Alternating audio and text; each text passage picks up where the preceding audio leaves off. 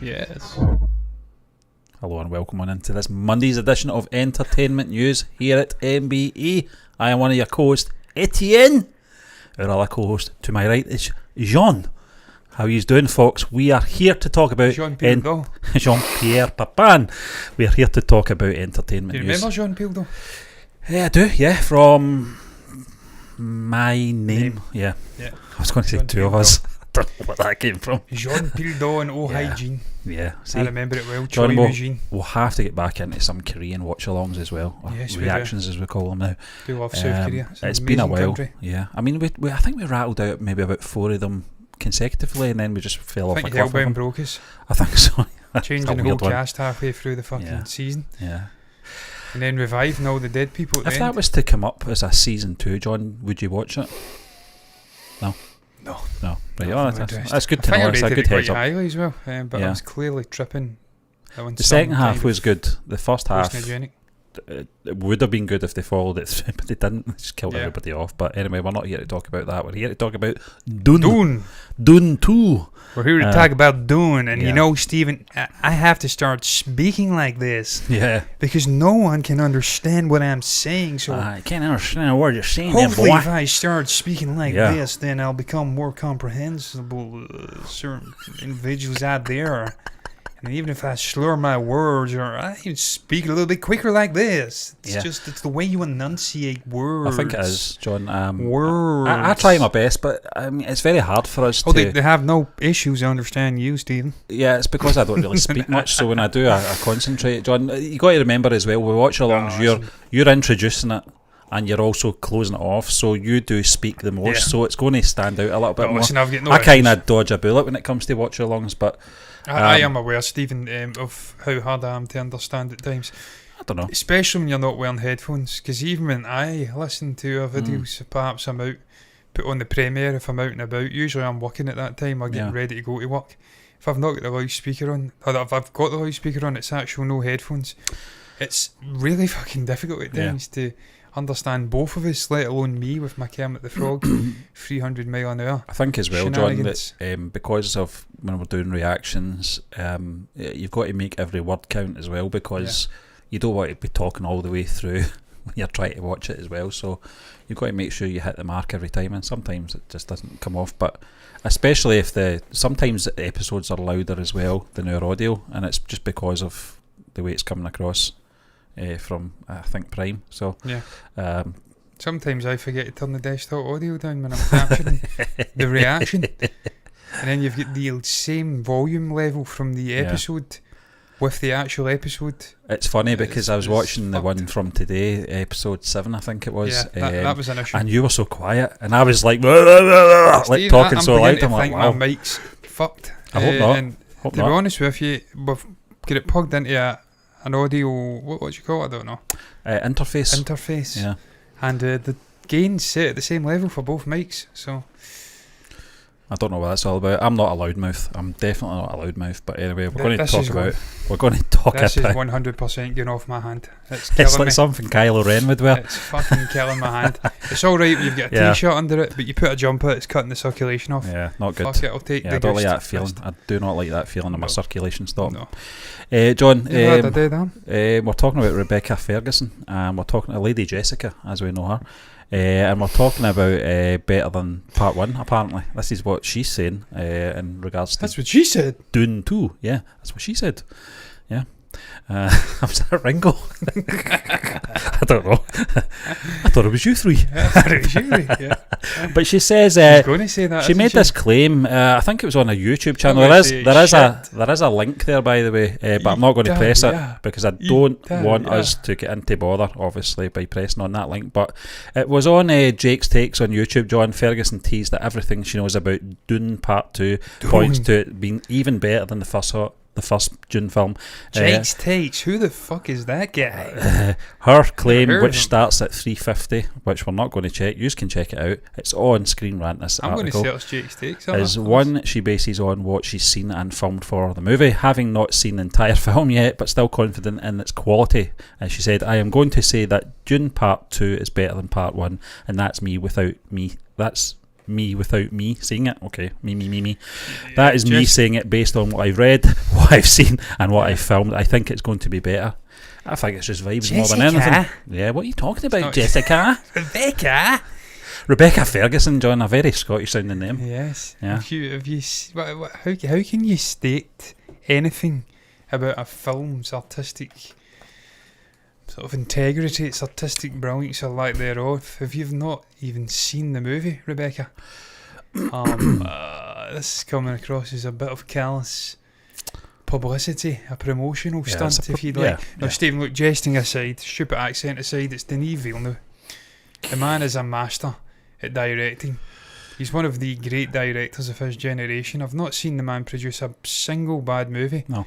So it stands to reason, with his sheer admiration, love for the Frank Herbert books, his desire and his real push resolve to get these movies made. You need to remember, this was a book that was deemed unadaptable. No one could adapt it to film. It was impossible. With his desire to make that happen, Stephen, we both seen the first one. We're blown away by the visuals. Yeah. Seen it on the super screen. Can't wait to go and see the second part later this year. An IMAX. On an IMAX, which is even bigger. Even Same better. theatre, but different screen. Different screen. Cannot wait. We both loved the first movie. Yeah. And we've seen the passion that he'd brought. Having read, I've still not finished it, but having read enough of the book to join the dots when things were happening in the movie, I could see for myself just how close he'd got. The settings, the set design, the characters, everything popped. You could see it was a real love affair the man had with this story.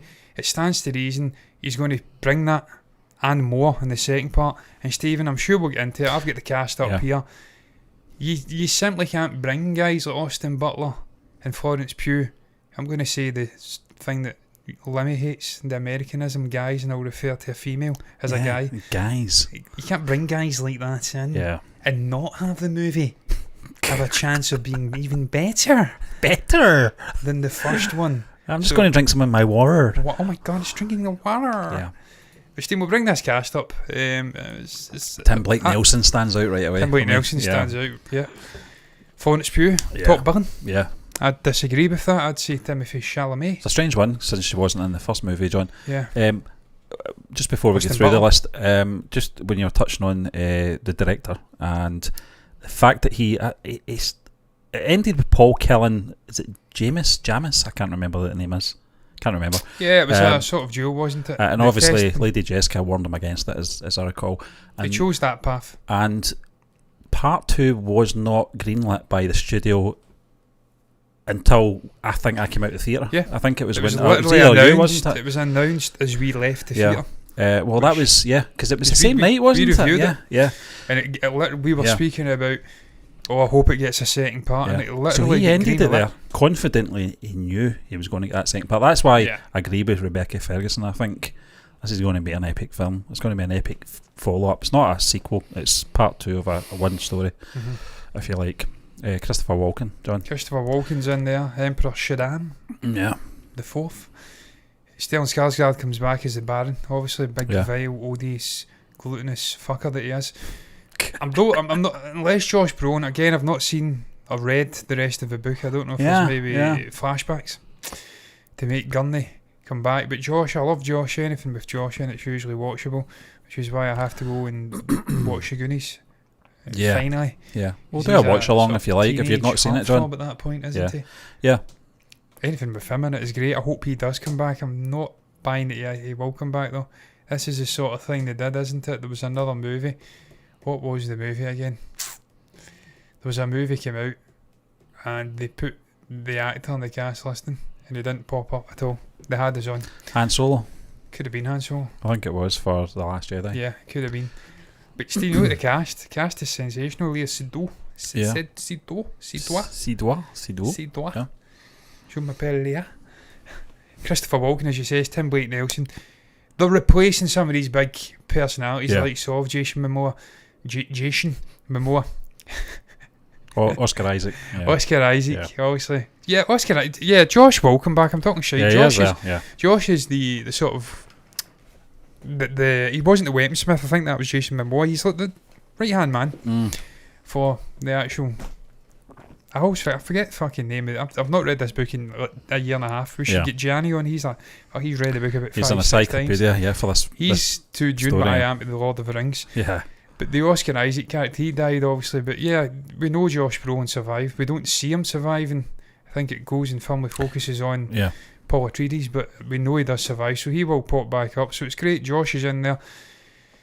But you're replacing these big names, Jason Momoa, Oscar Isaac, with Tim Blake Nelson, with Florence Pugh, with the fucking hotter than molten lava Austin Butler just now. This guy is just on a roll. Yeah. Still sounding like Elvis Presley, but he's tamed it down a bit. Yeah.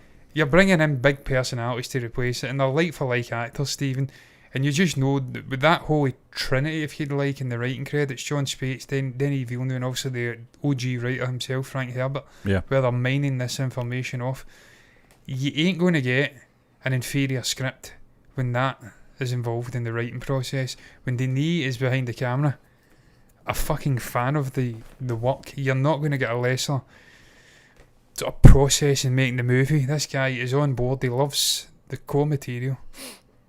And Stephen, you just had to listen to the cast from the first movie. They couldn't speak highly enough about the experience. Right, yeah. Producers who had worked with Denis in multiple movies saying they'd never seen him more dialed into the process making this movie. It was the most he'd ever expended in terms of energy making this movie happen. So I just cannot wait to see it, man. I thought it was absolutely fucking epic. The soundscape, the visuals, everything. And again, we didn't get to see it in IMAX, and I believe it was shot in IMAX. Yeah. So there was literal parts of the screen that were missed because you have to just make a cut and you lose the full screen. I mean, to be fair, it's still a picture. great experience, John, and you're absolutely right. As a visual spectacle, the film, this part 2 doesn't obviously come out till the end of the year, November time. So still a bit to go. I'm sure we'll get a trailer probably in the summer.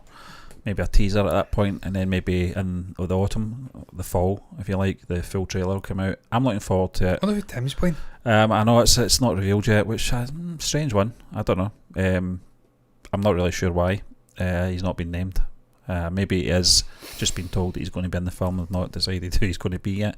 Well, it's going to be a pivotal role. I doubt it very much, but who knows. Timothée Chalamet, Stephen. I mean, can you think he could bring a better performance? Because we've seen this guy doing a huge array of roles. He's going to be playing Wonka this year. Yeah.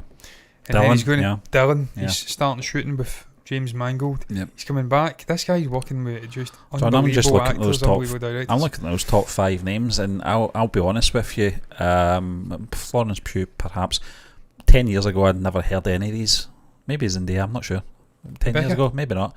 No, I didn't know who she was 10 years ago. It wasn't until what was the Shining follow-up again called? Doctor Sleep. I think that was great in that. I think that was the first film I remember her in. I mean, she's in the Mission Impossible films, but I don't watch showman. them. Oh, she was in the Jenny Lind. She was in, of course. She was the Great Showman. She was, she's the one that caught obviously the Hugh Jackman character's eye, and he was very attracted to her. Yeah, he was off, wasn't he? Yeah, but yeah, I didn't know that. I didn't know it was her. But there you are. See, to be fair, Steve, she hasn't. I mean, up until 2011, 13, probably 2011, it was mostly short work in TV shows. Yeah. And even then, TV movies is the latest 2014. Yeah. It wasn't until she really broke through in Rogue Nation that she did become prominent. Girl on the Train, I think you reviewed that. Steve, you would have. You know I think Kevin did. I watched Life. I loved Life. That was the Jake Gyllenhaal movie. So she was outstanding in the first movie. It would have been The Great Showman. Showman as well, Stephen. That was the one with Liam Neeson. That was a fucking great movie. I forgot. Really I couldn't remember her in it. It's rated shite, but not. Mate, is that the same movie? No, that's not the same movie. Is it not? No, I thought it was. All right. That's I know what one you're talking about as well. Yeah. The one with the axe. Yeah. And it kept track of all the deaths. I really enjoyed that. It was a great revenge movie. That was Liam after he says he was stepping away from action. But Stephen, look, she was absolutely brilliant as the mother figure who was trying to obviously hone this. I don't know, is that a mind reading ability? I'm not entirely sure. Some kind of Timothy's telekinesis, yeah. He tapped into. John, they had good chemistry, both of them. It did feel like a mother and son relationship, which is strange because I don't think there's that big an age gap between the two of them. But I just think the youthful sort of appearance of Timothy Chalamet. He does look a lot younger than he is. But he's like John, 27. I'm looking at Florence Pugh, Rebecca Ferguson, Timothy Chalamet, Austin Butler, and Zendaya there. I didn't know any of these actors 10 years ago, and they're all Florence is pretty very young. And what I'm saying is, particularly Zendaya, Austin Butler. I don't know how old Austin Butler is, but Timothy He's about Chalamet. 30. You're going to see these people on our guys. We're going to see these guys on our screens for the next 4 decades at least, I think. Actually, I have to search Austin Butler up and find out how old he actually is. I think he's about 31. Yeah, 31. 31, yeah. 2 years older than me. Yeah. About to turn 32. Crazy, isn't it? He's looking good for it. I like that poster, Dune Part 2 there. Yeah, it's very cool, isn't it, man? So, Stephen, I mean, the cast, the point I'm making is I'm going through this cast and I'm trying to do it bit by bit. I'm concerned that this mouse is going to cut out. It should, because I did charge it. Zendaya is another one. She was resigned mostly to sort of premonitions, if you John, like, that's why I'm not future. having Florence Pugh as top billing, because we covered a news show at the end of last year where Zendaya was going to be front and centre for Dune Part 2, and I think she will. I think Channy is going to... Is that Channy you call it? I think... Yeah, it was Denny. He said himself this was going to be her movie. Yeah. It was more centred around her. She was just floating in and out of the mind of Paul Atreides. Atreides, right, I think it is. Yeah. So you see it. Beautifully shot stuff. Has to be said, you were transfixed watching the character appear. It was almost haunting Paul and hinting at where his future lay, obviously, in this world moving forward. And this, at the end of the first movie, also, she meets him finally. And you get the tentative kindling of the relationship. This second one, she's going to have a front centre role, and I can't... John, have you watched this film since it came out, though? I've not. I've not either, and it's not because it's a bad movie, obviously. It's because I can't get that same experience I got in the cinema watching that in the house. I can't get it. And I don't want to have that, because the visuals and the soundscape in this film were just as important as, obviously, the acting and the story. I don't know what it is. I'm like that with films like that, where if I don't get to see the whole experience, I don't really tend to get back to them. And that's not to say it's because I'm not invested in the film, or I don't like the film as much as the other films that I do watch in the house. I just think some films they don't do justice on a small screen. Stephen, you have to have a home theatre if you want to see this film properly. Can I ask you a question though? See if they were to do a double matinee. Yeah, I would watch Dune, it. Dune 2. Yep. When it came out, would you go and watch Dune and then go straight in and watch Dune 2? I would, yeah. It's like 5 hours. Yeah, it wouldn't bother me. It's a great experience. It would be almost like Tarantino Kill Bill, where the two movies belong together. Yeah. And you can maybe watch them back to back. That'd be incredible to see. Yeah. Florence is fucking great as well, man. That's probably the last I've thing been watching a lot of her videos, Lad Bible and stuff like that. She's brilliant. Yeah, she's really a fucking funny character. Yeah. I mean, I don't know why I didn't think that of her, but when you hear her talking and just she gets tore right into the food. Yeah. The Lad Bible thing in particular, she was just stuffing her face. Yeah. And the laugh is great, man. She's got quite a chesty laugh. She's a fucking absolute character. So that was a part of her I wasn't aware of. Also, we're aware of the acting ability. So really excited to see what she brings to this movie. Can't wait. Really excited to see what Austin Butler brings. How they're going to sort of, I don't know, craft a story moving forward. I mean, I don't know enough about the characters to know how prominent Princess Irulan Carino is going to be. How prominent Fade Ralpha Harkonnen. I mean, he's a Harkonnen, so he's off of the same sort of clan as the Baron. Yeah. He's a bastard, boy, as you like to say here. But really, really excited, man, to see this Austin movie when it comes Butler's out. character as well, isn't it? And Dave Bautista's character are all Harkonnens. Maybe he is one of the nice guy Harkonnens, though. Maybe it's like the bad egg and the good egg. Yeah, it could be the Tex character. A total asshole. He could be. From Once Upon a Time in He could be that much. I was trying to remember Brad Pitt's line there. Nah, it was something. It was dumber than that. And the Rex. devil come to do the devil's what? No, it was dumber than that. Yeah, that's it, Rex. Bang, fucking cans flying. You talk about a movie that can't be experienced in the house the same as in a theatre. Certainly Once Upon a Time in Hollywood was one of those movies.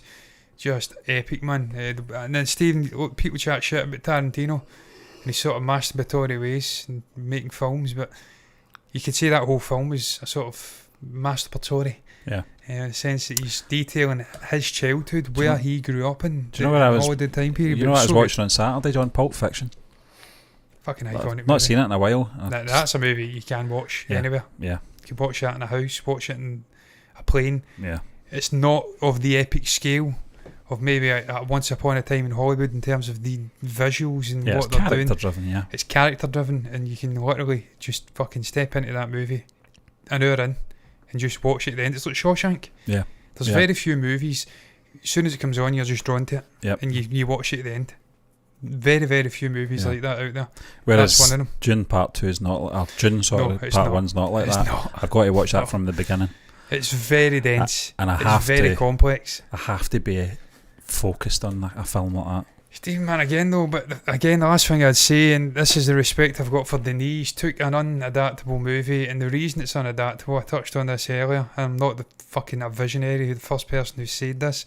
This has been getting said for decades, since the first movie. The reason it is so notoriously difficult to adapt is the sheer density. I am your density.